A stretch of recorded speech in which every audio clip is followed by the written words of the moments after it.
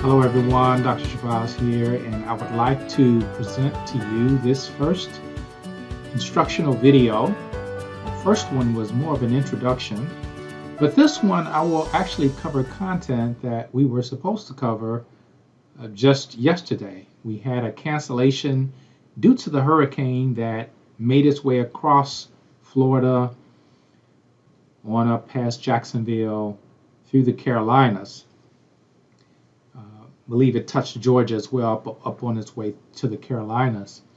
But anyway, we got through relatively unscathed. We had some trees that were down. We lost power for a few hours, but we're in good shape. I think all the debris is cleared, and now we're set for the weekend. We have Monday off for Labor Day, and we will meet next Wednesday. But next Wednesday will mark the discussion of the assignment that I have planned for you. I have sent you an announcement, and I have announced the first introductory assignment, which is titled, Where Do I Want to Go? This is an assignment that allows you to have some introspection about that question. Where do I want to go? And I'm talking about geographically. Where do you want to go? What country? What one country do you have a passion and desire to visit? Now, many of you have traveled, and even if you have traveled, there might be one other country at the top of your list that you'd like to visit in the near future. If you haven't traveled, then this is a perfect time for you to start making plans, because typically when you travel, you have to make the desire, but then also you have to make it mental. You have to start forming the trip in your mind. And one way to do it is to first make a decision of where you want to go, and then start kind of visualizing actually making that trip. I will actually pull up the assignment. So this is the assignment here. Well, this is the announcement that where I mentioned the assignment. There's actually a link. When you go to that link, you'll see a kind of a heading for you to write your responses. And for all of the submissions that you have for this class, you will use that same heading. And so here was the announcement. I talked about the first chapter, and I will mention more about this on Wednesday, but the first chapter will be from this book, Paula Caligari. And she talks about her 9 competencies of successful global professionals. And in the first chapter, she gives you the 9. And so we'll talk about those. But in this session, we're actually going to talk about other different types of frameworks. But I want to talk first about the assignment. The assignment is essentially 4 items that you have to submit. That is the one country you would like to visit, why you would like to visit that country, present one cultural fun fact about the country, and provide one photograph culturally symbolic of the country. So again, part of this is you thinking about the country, rationalizing why, and then visualizing, having some type of visual reinforcement with the picture, because then that image stays in your mind, and then you're closer to actually making it happen. So as you can see, this is a picture of a trip that I took, my first international trip. I won't tell you how long ago it was, but it was more than a few years ago, and I was in Egypt. And this particular picture was at one of the temples, and I don't know what temple it is. I'll have to look in my folder where I have my pictures from Egypt, and I'd have to find out what temple that was.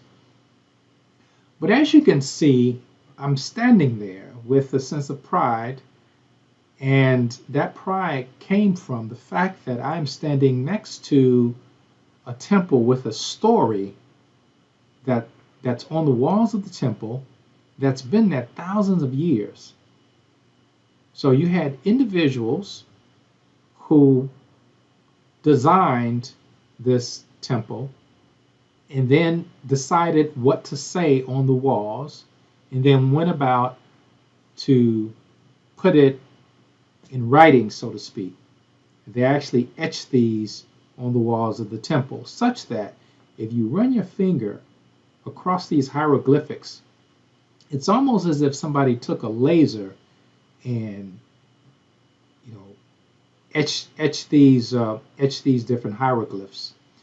It's absolutely amazing to even be in the presence of that greatness, and that's what I was feeling at that moment when this picture was taken of me. And it's interesting, this building has been up so long, but you can still see the hieroglyphs. They're very distinguishable. And so that in and of itself puts you in a whole different mindset, and you begin to think about what things might have been like back then. So it was a life changer for me because that was my first international trip and obviously my first flight. It was an 8-hour difference. So I was living in Chicago at the time, and while it was 8 o'clock p.m. in Chicago, it was 4 a.m. in Cairo when we landed in Cairo and touched down. It was about 4 o'clock in the morning, or close to 4 o'clock in the morning. So I had some serious jet lag coming, and that was a new experience for me. But one of the things about international travel is that you immediately have a sense of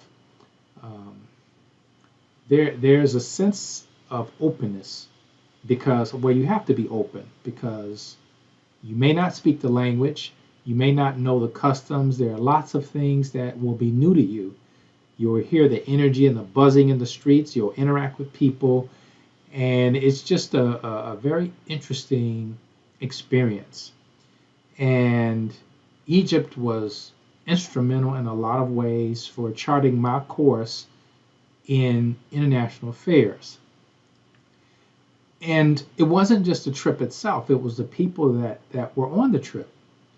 I met a young man who was one of my roommates. I had two roommates. Jean Eugene, is actually Jean Renoir Eugene, was a Haitian international student who was attending West Virginia Wesleyan. And I had another roommate named John from the Bronx. And we were all young black guys here sharing this moment in Egypt, and we had such a wonderful time. But I resonated with Jean, the Haitian, a lot more because we had some things in common, and it was just a vibe. Sometimes there's just a vibe with people you interact with. Whereas with John from the Bronx he was a great roommate, but he was more kind of taking in everything into himself. So he had kind of a bubble around him.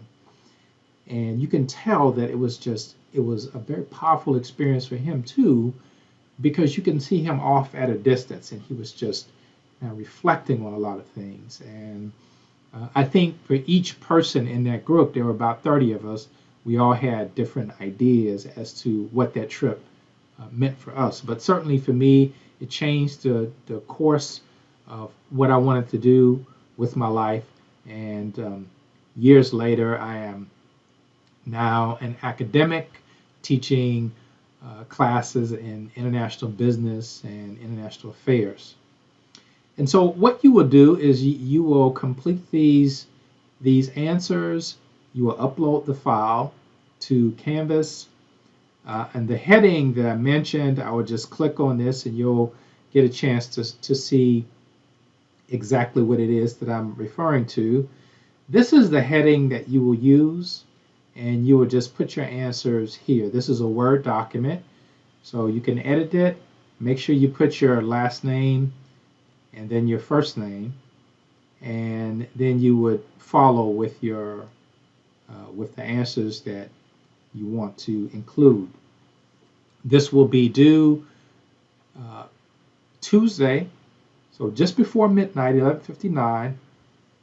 You want to make sure you have that uploaded.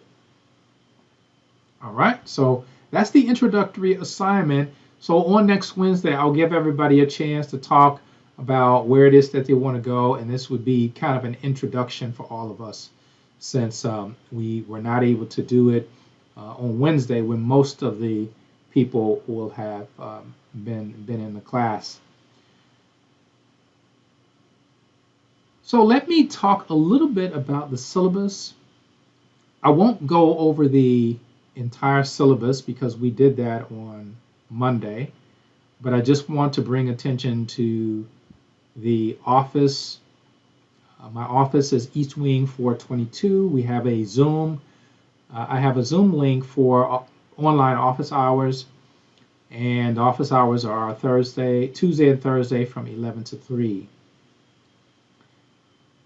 Our classroom is North Wing 115, and these are the books that we'll be using. I mentioned Caligari, Build Your Cultural Agility, the 9 Competencies of Successful Global Professionals.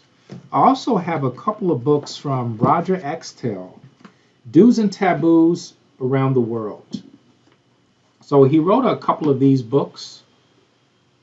These are very interesting because they have the do's and don'ts in terms of what you do in these various countries. And they break it down by region. But they have things like general protocol, appointments, punctuality, hospitality, conversation, gestures, all of these things. What are the do's and don'ts? As you can see, they have various countries that are listed. And they even have places, I think I showed this in class, of gestures, hand gestures, which are also do's and don'ts. So these are useful tips so that you don't commit a faux pas when you go to these foreign countries, which is very easy to do. Here's another book by Roger Axtell, The Do's and Don'ts of International Trade. So this goes into the nuts and bolts of doing business internationally. And it also goes into some of the do's and don'ts, but it also gives you some resources in terms of ways that you can get access to resources. Obviously, trade missions, World Trade Centers, governmental services like the Department of Commerce, and there are a number of other, even websites that you can go to get information about doing business abroad. They even have things in here like planning your first trip. They get into agreements, distributor agreements, export trading companies, cost and pricing. Very useful. This might be a bit dated, but still a very useful guide. One of my favorite books, and also very influential, is Going International, How to Make Friends and Deal Effectively in the Global Marketplace. Obviously, a very old book. You can tell that this is well worn. The cover is tattered, but what a jewel of a book. This is still a very relevant book, written by Lenny Copeland and Louis Griggs. Lenny is a woman, and this book came out in, I believe it was in 1980, copyrighted in 1985. So we're talking almost 40 years with that book. But timeless advice, still relevant today. A lot of interesting cases, one of which I mentioned in class about the American executive who was almost killed on an Indonesian oil rig after he reprimanded and scolded an Indonesian worker. And a mob came after him with weapons to do him in. And fortunately, there was an Indonesian nearby that diffused the situation because it could have been turned into a tragedy. But this is an excellent book. I think they even still sell this. Obviously, a later printing of it. But I will be using that and giving chapters of many of these books.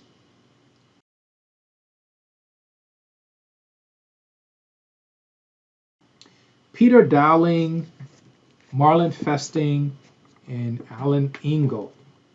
This book is International HR Management, Human Resource Management. Now, this is more of a textbook, and I'm only going to draw from this book certain chapters because this is not an HR class, but some of the information is relevant, so I will be giving you information from that book as well. Bridge the Culture Gap by Robert Gibson, also a very interesting book.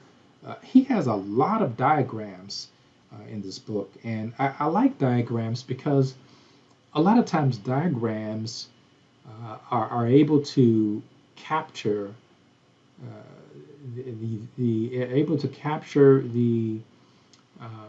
I guess the concept as you would want to understand it, as opposed to the written word. Now, obviously, if you want details and comment in content, then you have to do the reading. But lots of interesting diagrams that certainly are going to be useful. Even this idea of how team members would like to communicate, how they would like to exchange information, brainstorm.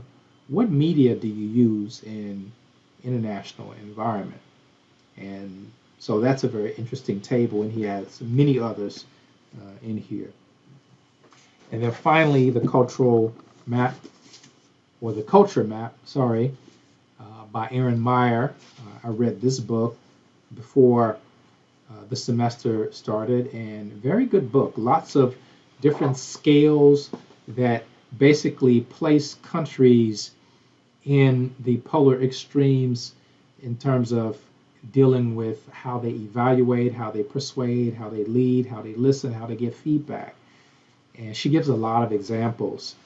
And she was born in Minnesota, but has lived in France, has a family in France, a French husband, and she's raising her children in France. And her children also go to Minnesota to visit the grandparents, but she has a lot of interesting stories to tell as far as these cross-cultural issues, and I'll be sharing chapters out of this book as well.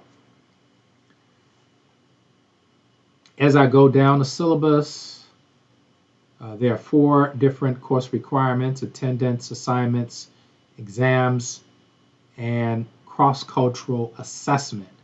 A lot of times companies will need consultation because they may consider going into a foreign market. They may consider going in to a partnership, setting up a branch, setting up a subsidiary, and they need to know the details of the cultural landscape so that they can navigate without being inefficient, making errors, and wasting time and money. And so this assignment is similar to the assignment that some of these consulting companies would do when they're hired by clients. I also have the outline of the content. So these are the different sections that we'll be covering.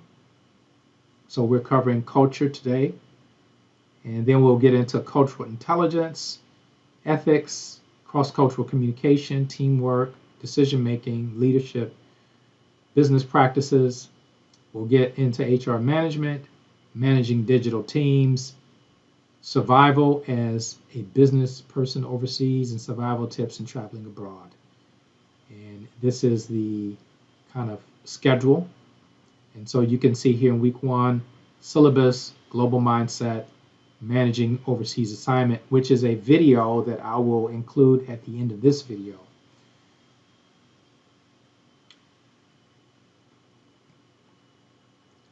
So before I start, I want to show you something.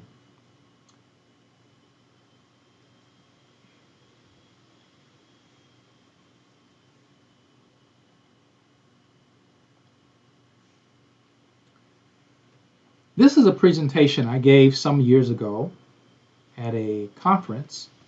In SBI, we have a global leadership conference that's held during Classic Weekend in Orlando. And in fact, it's at Disney. And we spend the day there, that Saturday. We get there Friday. And then Saturday, we have a whole day of activities. Then we end up at the School of Law for some activities. And then we go to the game. And those that don't go to the game may stay, go to Disney World, do whatever you want to do, or you can head back home. But I was one of the guest speakers during that particular year. I think it was 2019. And this was the talk I gave, Around the World in a Day, A Lifetime of Learning. And I want to go through this because I think it's important to kind of set the stage for what we mean by, in terms of global, having a global mindset. So this is the picture that I just showed you. This was a very important moment in my life, or a very important trip in my life. And I always like to take time to tell the story that I just told you about Egypt and how impactful it was in my life. And so that's why that picture is in this slideshow. So passport. Hopefully you all have your passports, and if you don't have your passports, you can make plans to get it this semester. Now, interestingly enough, during this presentation, I gave some statistics from a slide. This is from Forbes, which got the source from the Department of State, U.S. Census Bureau, via BBC. So in 1989, 1990, only 3% of Americans had a passport. You go up to 2007. Apparently, this is 2007 here. But it says as of January 2023, 2007, U.S. citizens traveling by air between U.S. and Canada, Mexico, and nearby countries are required to present a valid passport to enter or depart in the U.S. It used to be that you only needed a driver's license in a lot of these instances, but now a passport is required, so I guess that also is a reason for the increase. So you look at the 27%, and it looks like that's about the year 2007. And there's another increase, goes up to 42% around 2016, 2017. So apart from this ruling about U.S. citizens requiring a passport, I also believe it had something to do with the rise in immigration, meaning those individuals from other countries who decide to settle here in America. Oftentimes, these individuals come here for economic and academic opportunities, and they decide to stay here after getting a permanent visa. Then they qualify for citizenship. They take the oath, they become a naturalized citizen, and they get their U.S. passport. And this passport is really a valuable tool. It is a valuable tool to gain access to a lot of places that if you have, say, a passport from a country that is a smaller nation, you might not have access, or you might need a visa. Many times when you travel on an American passport, you don't need a visa for a number of countries. But there are countries where you do need a visa. But having a U.S. passport gives you a lot of clout. Let me just put it that way. So a lot of immigrants will get an American passport because it gives them more options. So in my view, that also contributed to this increase in the issuance of American passports. Here you can see the immigration trend, and you look at this sharp uptick here from 1970 all the way up to almost 2020. So we're talking about a 50-year period, and look at the jump. That's a tremendous jump in immigration, which I also believe coincides with the issuance of passports. Here's a naturalization. And again, these are people who come here and become naturalized citizens after having been born somewhere else. So this global mindset, what do we mean by global mindset? We're at almost a half an hour, so I'm going to kind of move through these slides in a quickened pace. So this global mindset. Now I must say, admittedly, that most of us come from backgrounds where we're taught in an educational system that does not provide us with a global mindset. We may grow up totally disconnected. We may not have learned another language. We may not have even taken a course in another language. Now, all of you have, because you have to meet the Golden Rule requirement. But we're talking about society-wide. Most people, the large majority of people, are globally disconnected. No interest in international news, not many interactions with people from other cultures and other places, and just, I guess, a total kind of being apathetic. Maybe that's a bit strong, but just not connected with what's going on. And you can see this when they have individuals that go around with a mic and they will ask college students questions about geography and different things, and it's just amazing. These are students from top universities that don't know basic geography, and it's really amazing if you think about it. But so some of us are globally disconnected. So what do? You try to go through a process where you're not disconnected, but at least you're aware. At least you're aware. Because if you're totally unaware, then it makes you look uninformed. But if at least you're aware, that means that you've been exposed to something. And after your awareness, you may take the initiative to learn more about that subject, learn more about that country, learn more about that language, learn more about that religion, or whatever the situation may be. When you learn more, it leads to understanding.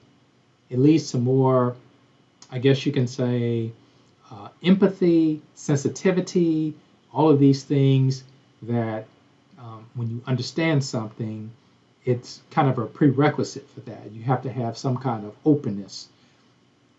After understanding, let's say you go a little bit deeper. You not only understand because perhaps you've traveled and you've interacted as a tourist, as an exchange student, study abroad, or working abroad, you now have an understanding because you've had this immersion. But now, not only do you understand, you're now competent because I can start to explain to others what this dynamic is. So competency is a little deeper. Maybe you even speak a language in an acceptable way, a foreign language in an acceptable, a passable way. So from that, you get to global fluency. What does that mean? That means that you're now comfortable in a global environment, speaking more than one language, understanding, not only understanding, but also being able to move in and out of different environments, different cultural environments seamlessly and comfortably. And that is when you get to that point of fluency. And a lot of that comes when you've actually lived in a foreign country for some time, you become fluent, or if you've traveled to enough countries, you become very fluent. But one of my colleagues who passed away years ago did a Fulbright in Morocco, and he attended a lecture, and the person who gave the lecture says that you're not a global citizen unless you can speak 3 languages. That's what he said. So the person that he heard at a lecture said you need to speak a minimum of 3 languages to be a global citizen, which is very sobering. That's a sobering reality of where this world is. All right, so study abroad. I always talk about study abroad. 2016-2017 academic year, study abroad students grew 2.3%. But this only represents 1.6% of all U.S. students doing study abroad. And a recent survey found that almost 40% of companies missed international business opportunities because of a lack of internationally competent personnel. When 95% of the consumers live outside of the United States, we cannot afford to ignore this essential aspect of higher education, which is something that I echo all the time, and I have been an advocate for international education here at FAMU.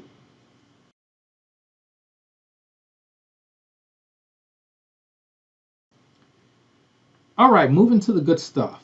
These are 2 of my former students, Jody K. Wade, who works at USAID, the Agency of International Development. She was based in Nigeria. I have actually a couple of other students who will be joining us. One of them was also in the Foreign Service place. She was posted in Ghana.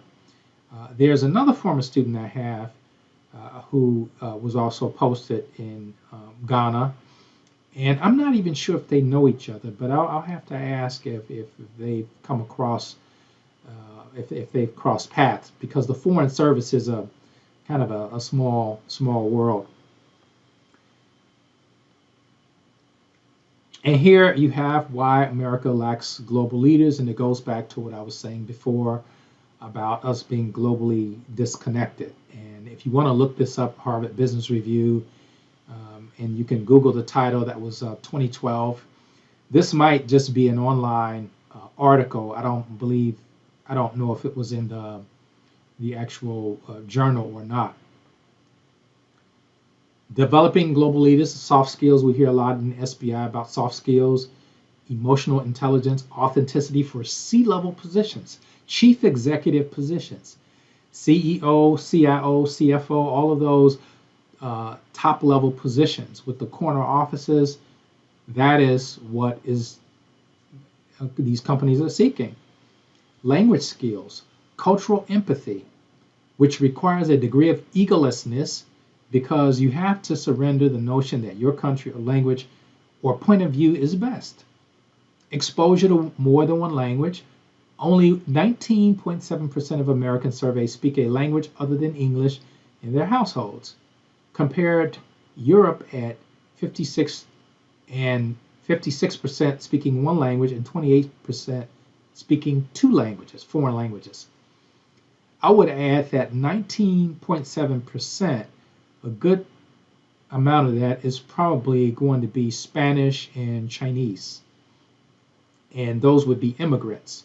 So if you have people who have ancestry several generations in the United States, then it would be much lower.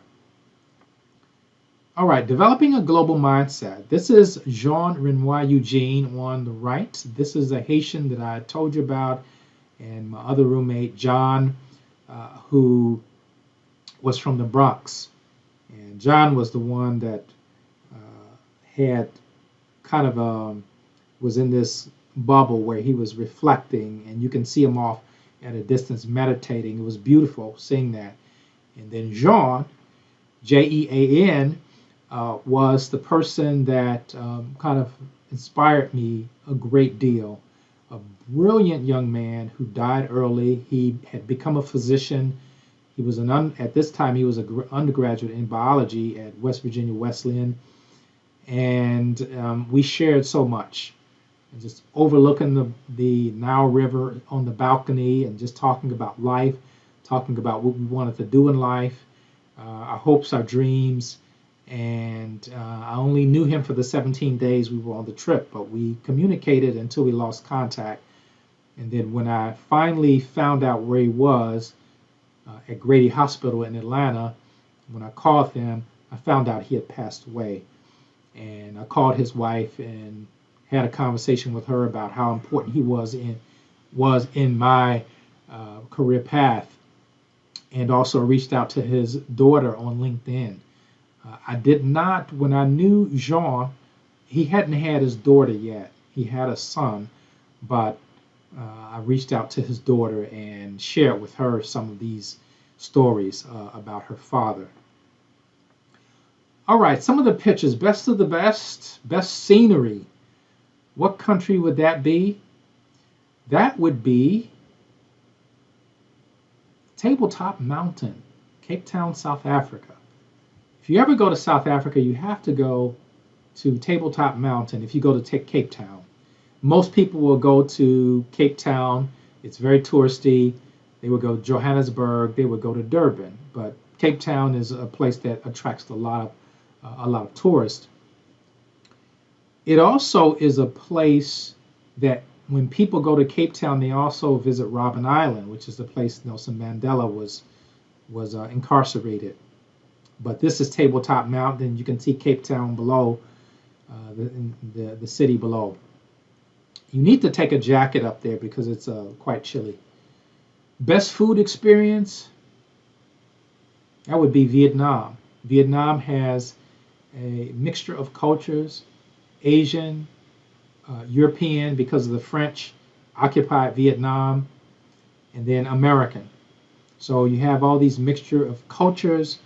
You have a traditionally a tea drinking country, but coffee is also very important in Vietnam. But a very interesting country, a lot of motor scooters that they use for everything. And we were in Ho Chi Minh City, which was formerly Saigon.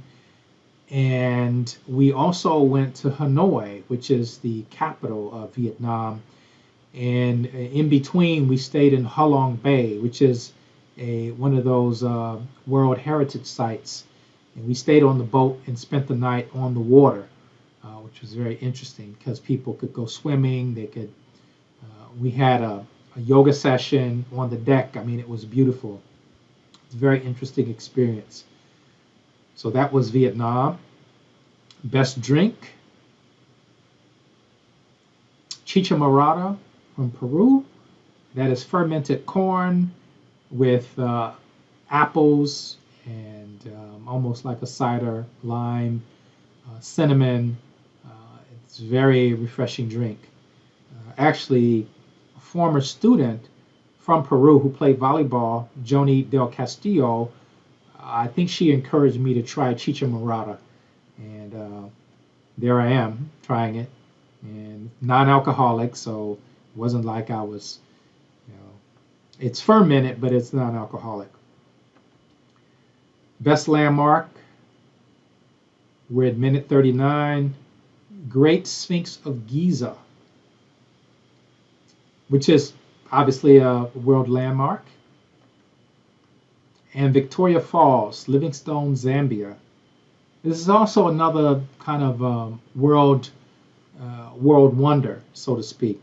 Actually, this waterfall dries up, and you can actually walk across the waterfall when it dries out. Obviously, you can't do it now because that tide is very strong, and I can show you because I took a video.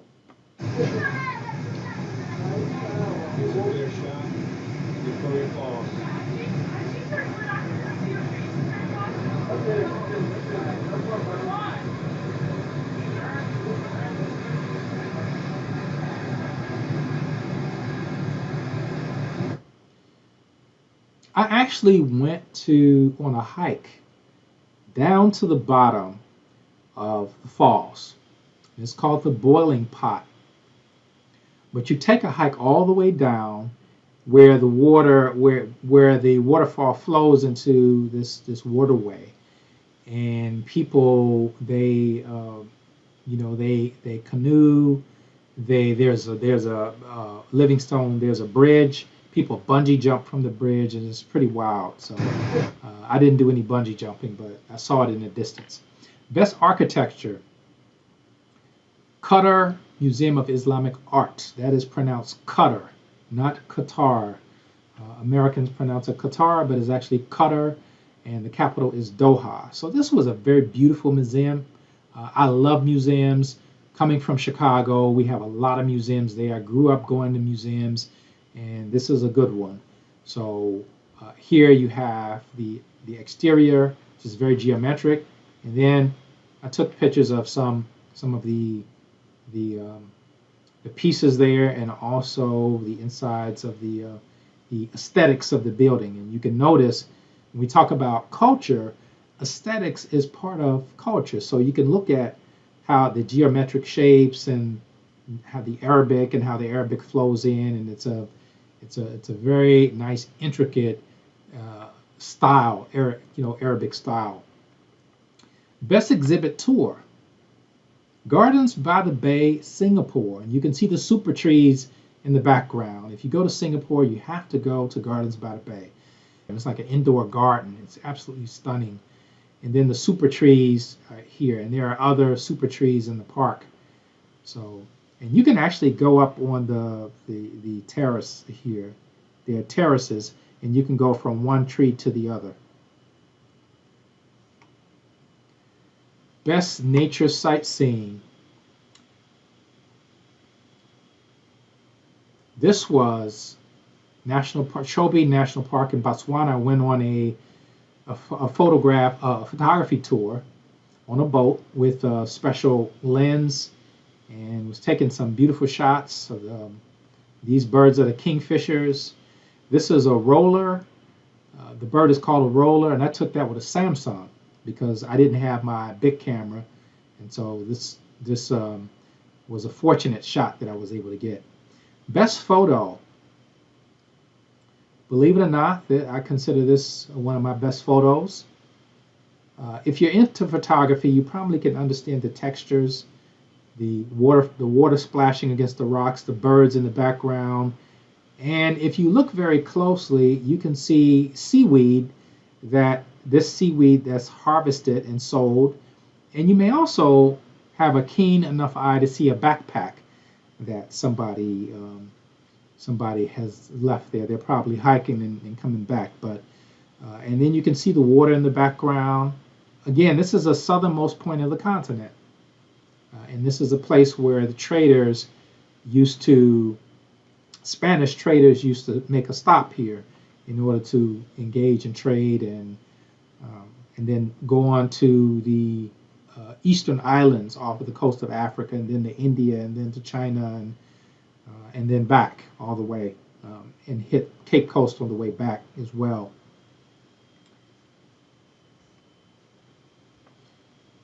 Unforgettable faces: when you travel, you meet all kinds of people that you will never see again, but they give you joy in that moment. And these are pictures that I'll always have, and I always remember these individuals.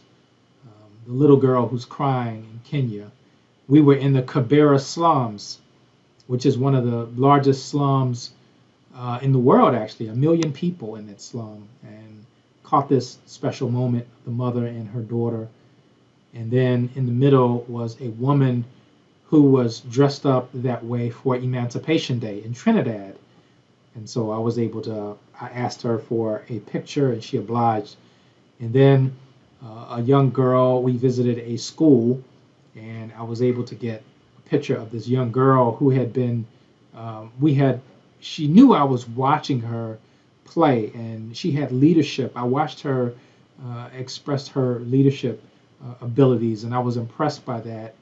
And she saw me watching her, and then she decided to come over and introduce herself, and we took this picture and had that moment, um, that unforgettable moment. Tromsø, Norway. This is called the midnight sun, 2 a.m. The sun is coming up at 2 a.m. Now, Norway is in the Arctic Circle, so it's at the top of the globe, which means that at certain times of the year there's only 4 hours of sunlight. So the sun goes down at 10 o'clock p.m. and begins to rise at 2 a.m. I went outside and I took this picture because I couldn't believe it. I was working through the night and I looked up and I saw the sun coming up, and I said, I couldn't have been working that long. And then I looked at the clock, it was 2 a.m. And sure enough, the sun was coming up. And I learned about the midnight sun. So that was a very, very interesting experience. These are some of the moments. Kia Alford was working with PwC, PricewaterhouseCoopers at the time in Singapore. Joni Del Castillo was a FAMU student who played on the volleyball team from Lima, Peru. And I went to visit. That's where I had the Chicha Morada, and we were at the Panchita restaurant, which is kind of an upscale restaurant in Peru. And she met with us for dinner. And then FAMU, we had a delegation that went to Sao Paulo, Brazil, to attend an awards ceremony, and it was what do they call that? I forget the name of the awards. Hasa Negra, I think it was Hasa Negra Awards, and so we had a delegation that went, and we were obviously dressed for the occasion. And the woman who is in the picture with the smile is a Brazilian, and she was one that was helping us around, and she actually did her doctorate in Texas. Came over here and did her doctorate in Texas, and actually came to visit FAMU, actually. This is Omar Goff, one of my first students at FAMU. He has been working at Procter & Gamble ever since he graduated, and he was in Brazil to work on a project for Procter & Gamble, and he speaks Spanish and Portuguese. And I saw him going through customs, and this is the picture that we took. And finally, this is Lima. This is not Lima, Peru. This is Cusco, Peru. And this is Machu Picchu, which is another World Heritage Site. This is a city of the Incas. Fascinating place. And we actually took a hike of one of the mountains. 7 of us did. And you have to be in some pretty good shape to do that.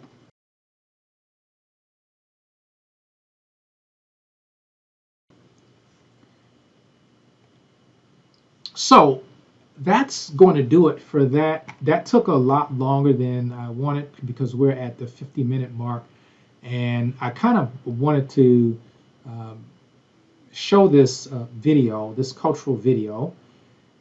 But what I want to do is first talk about culture. What is culture? Let's get the Merriam-Webster definition. Culture, the customary beliefs, social forms, and material traits of a racial, religious, or social group.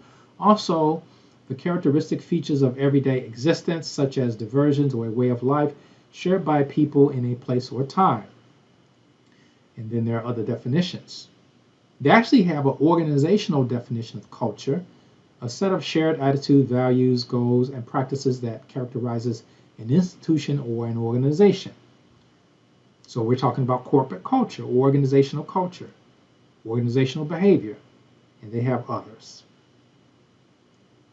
Now, as far as the academic definition, you have a different, in the cross-cultural body of knowledge, you have different definitions of culture. So I'm going to go to Hofstede's Insights, which is the website of Geert Hofstede, who is a very famous, I guess you can say, organizational psychologist who did an intercultural study.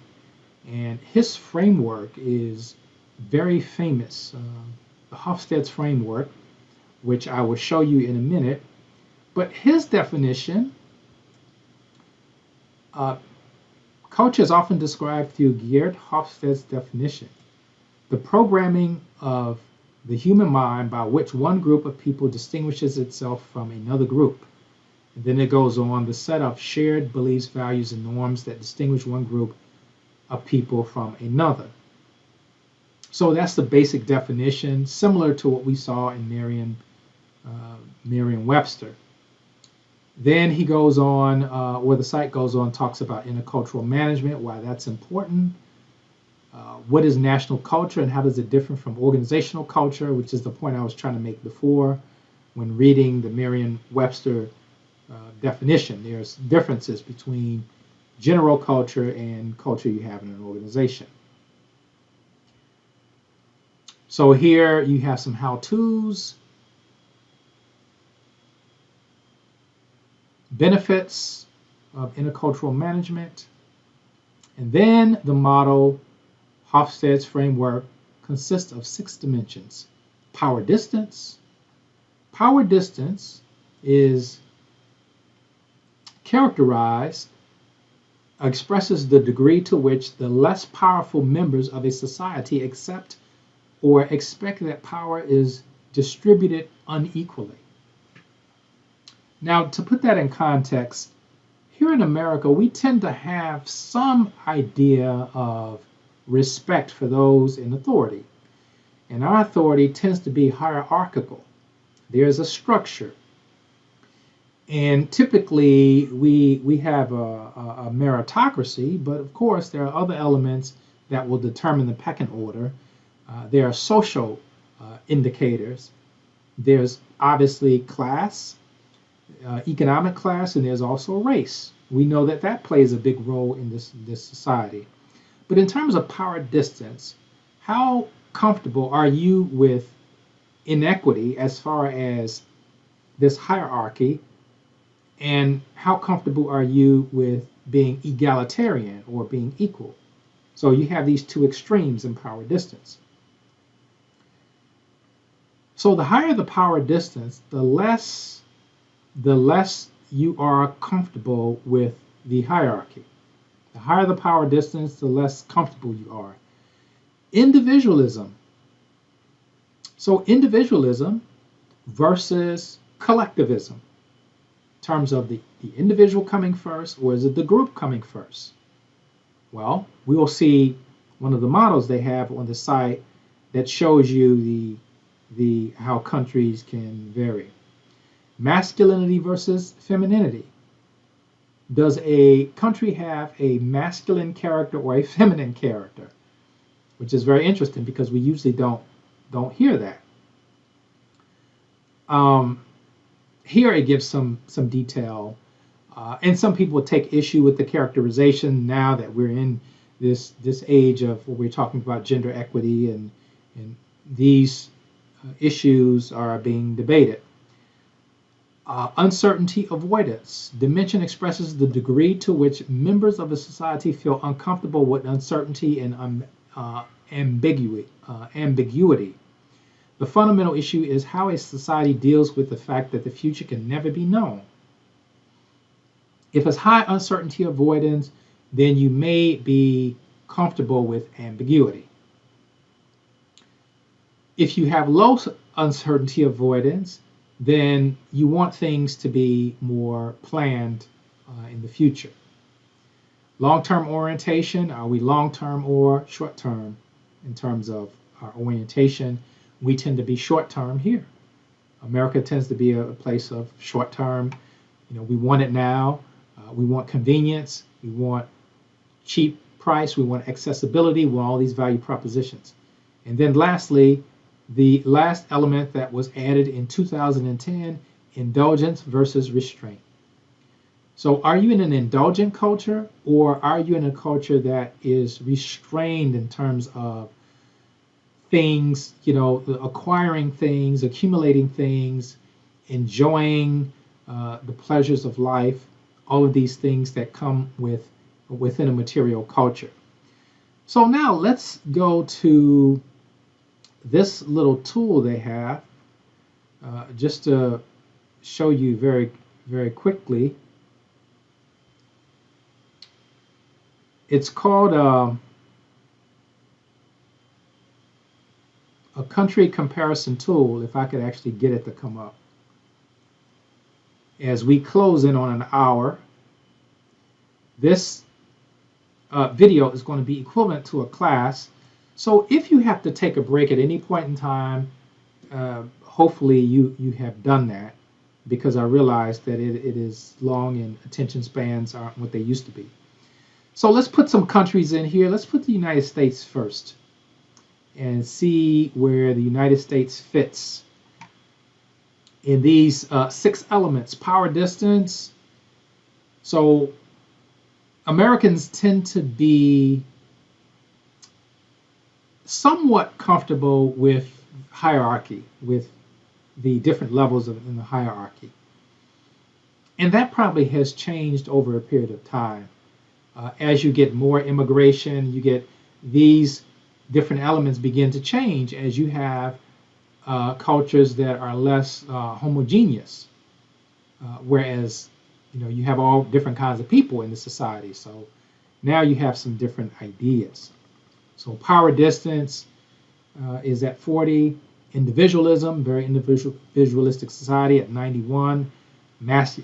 More masculine and feminine. Uncertainty avoidance is about 50-50. Long-term orientation, very short term, and indulgence is 68, which is a pretty good number. Let's go to another country, El Salvador. Now, El Salvador, power, distance, they are very comfortable with hierarchy, 66. Not as individualistic, more collectivist, more, and that might be because of there was in Central America, there was socialist influence that went through that area, and you had people thinking more about collectivist economics or cooperative economics. And you look at masculinity at 40. So that means femininity is 60 on a scale of 100. So El Salvador is more oriented towards women than men. Interesting. Uncertainty avoidance is rather high. So what does that mean? That means that if you have an uncertainty avoidance, that means you're comfortable with ambiguity. So at a 94, they're comfortable, and essentially you just live in the time. You plan, but you live in the time. Everything is not so structured and linear, whereas in America is much more so. Also, very short term, and indulgence is high, which is interesting for El Salvador. Let's choose one more. And we won't go through each one, but a country that you may know, let's choose Jamaica. Now, Jamaica is in the blue. Power, distance, 50-50. Individualism, more collectivist, masculinity, high masculinity. Uncertainty avoidance, you tend to have more in terms of people not being comfortable with uncertainty or ambiguity. So that's very interesting. And I guess it might have to do with the island life, and then also planning for hurricanes and all of these other things that you have to do when you're living island life.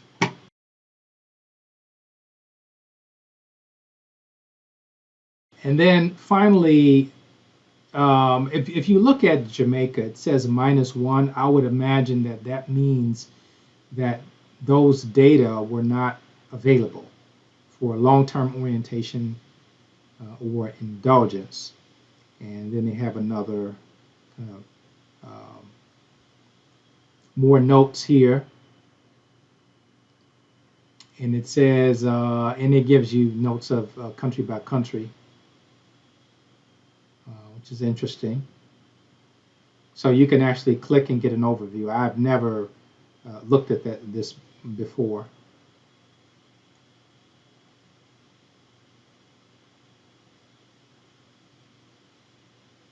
Interesting. El Salvador is a feminine country. That means society is driven by a certain amount of modesty and fairness. So there you have it. It's a nice little tool. And certainly Hofstede's framework has survived the test of time. People are still writing about it. And I might mention a couple of other things about culture. If we look at culture, culture has a number of elements in terms of its composition. Aesthetics, how things look, a standard of beauty, values, attitudes, manners, customs, social structure, religion, personal communication, verbal, nonverbal, education, and physical environments. And that could mean buildings, it could mean the coexisting with nature, that can mean the internal space, that can mean the flow of energy through your space. In Japan, they have something called feng shui, which says that your furniture should be situated and your room should be designed a certain way so the energy can flow through it. Here's another interesting graphic about the cultural iceberg. If you look at this, you have all of these things that we see and experience in a culture, and then you have all of these other things below it. Facial expressions, gestures, eye contact, then notions of courtesy and manners, tradition, time, fairness and justice, attitudes toward elders, adolescence, etc., etc. Approaches to religion, courtship, marriage. All of these things are underneath. But these are the things we don't see. These are the things that we see. All right. So cross-cultural differences. We mentioned a lot of things about these different frameworks. And there's a video that, because we're already at an hour, I will play the video, but I would imagine that you probably want to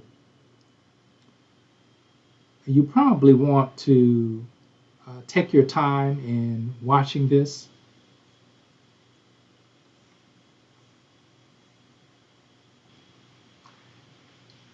So what I will do is play a little bit of this video. Managing an Overseas Assignment, Part 1. This is the accompaniment for going international. There are 2 videos.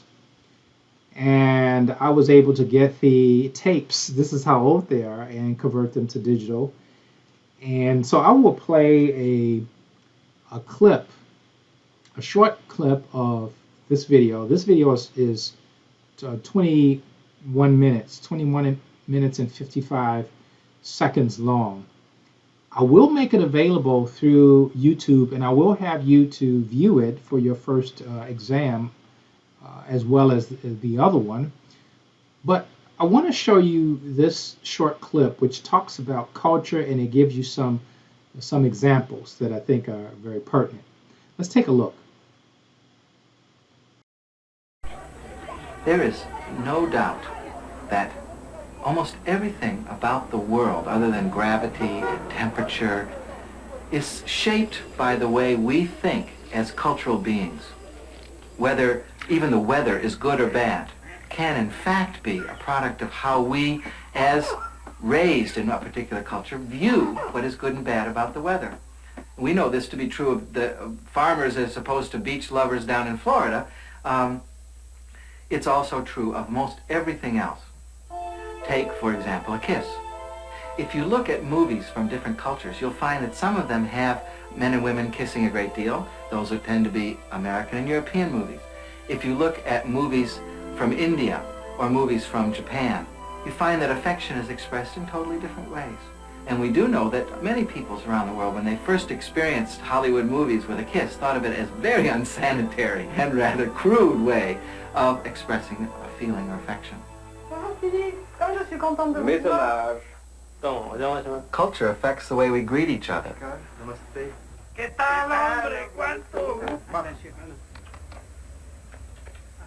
Good, how you sleep? Fine. How was your trip? It affects how we dress.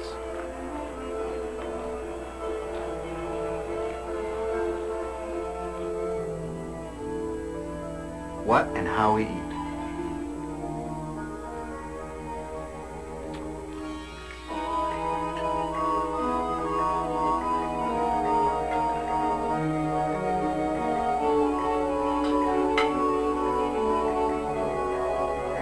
Most of the time, we are unaware that much of what we do is learned behavior.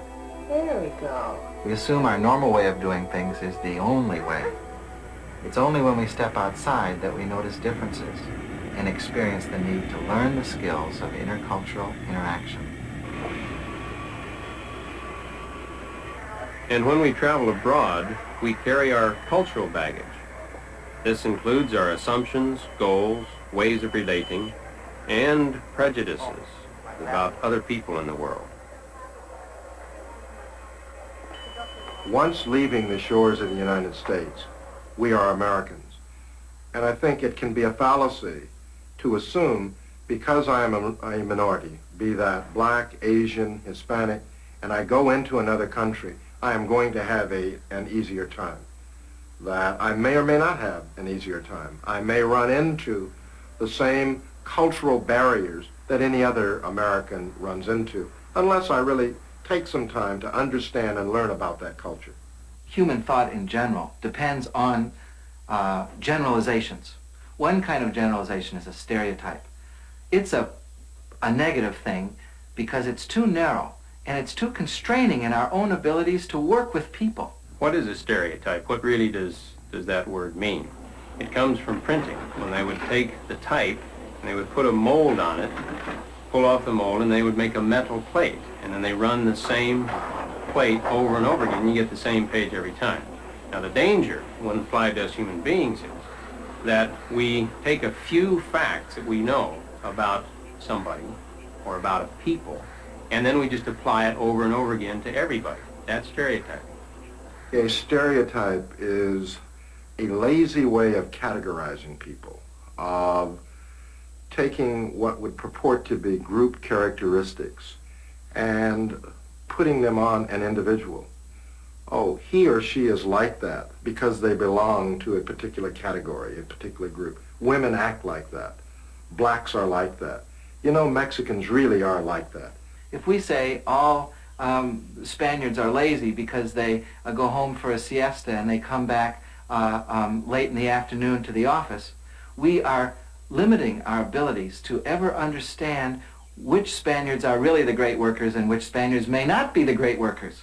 So if I go into Saudi Arabia or I go into Japan and I think Japanese are like this, first it's a very simplified picture I have, only partially accurate. And the tendency is to force everybody into that mold, so I misunderstand. And they resent it, of course. We don't like to be stereotyped ourselves. Americans in foreign countries have the tendency to treat the natives as foreigners, and they forget actually that they are the foreigners themselves. They get too pushy. They want that job to be done instantly, like in America. Perhaps the commonest mistake that Americans make is to be a little boastful about America and to overstate their own accomplishments. For example, if a Britisher had reached the semi-finals at Wimbledon, he might claim to have played a little tennis.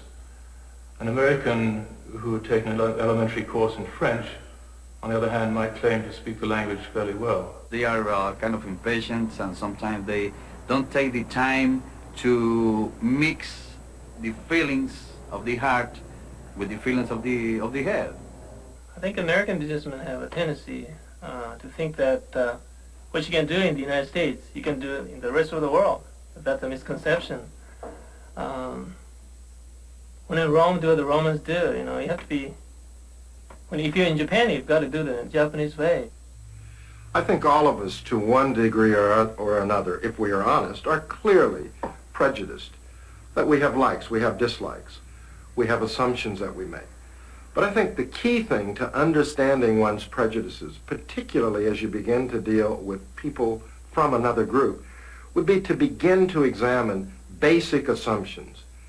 Do I make assumptions about that person based on that person being part of a category, or am I making assumptions about that person based on that individual and that individual interaction? Many people who go overseas fall into traps because they stereotype.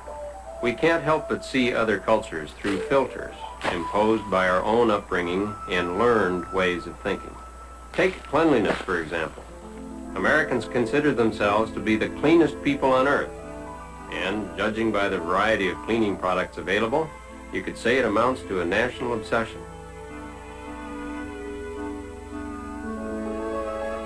Americans are quick to criticize the sanitary practices they find abroad. Yet, when Americans bathe, they soak, wash, and rinse in the same water, even though they wouldn't think of doing their laundry or dishes that way. Some people consider the American way unclean and offensive. The Japanese use different water for each step. They actually rinse off before getting into the bath and again afterwards. This is a typical American bathroom, but other cultures find it unhygienic. Bath, sink, and toilet in the same room. Some Western travelers are offended by the facilities they find. But isn't it cleaner not to touch the toilet? And these kinds of differences are truly cultural. It's not that one is necessarily better than the other, but it is important to realize that people grow up learning different ways of seeing fundamental things. The time is 11:29 and 10 seconds. Americans think of time as something tangible and valuable. They say time is money. They spend it, waste it, save it, budget it, and hate to run out of it. In Hong Kong, there's a very unique thing. Appointments are spread out over time. It's not uncommon for someone to be 20 minutes, a half an hour late and not think twice about it. The traffic situations are so difficult that you can never quite plan. Chances are you're going to run into a traffic jam, and if you anticipate a traffic jam, then you wind up being an hour early. So people are very tolerant of times in that kind of environment. There's no feeling of